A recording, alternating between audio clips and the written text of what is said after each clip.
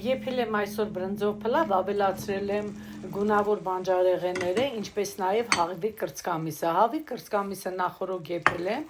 կարագի մեջ տապակեցի եւ բրինձն եմ եփել սառը ջրով անցկացրել, որպեսզի բրինձը հատիկավոր մնա։ Սկսել եմ հերթով ավելացնել հավի կրծքամիսը կարագի մեջ տապակեցի, ավելացրել եմ բրինձը, կարմիր, դեղին եւ կանաչ գունավոր պղպեղները կտրատել եմ, եգիպտացորենը եւ գարոխը շերտ հերթականությամբ ավելացնելուց հետո աղ եմ ավելացրել, վերջում դրեցի կարագը, նորից մի կտոր եւ 2 ատամիկ սխտոր։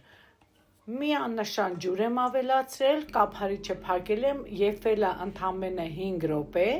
մեր հավի կրծքամիսը եւ բրինձը եփված էր, ընդամենը բանջարեղենը շոգ է խաշվել է, շատ համեղ, շատ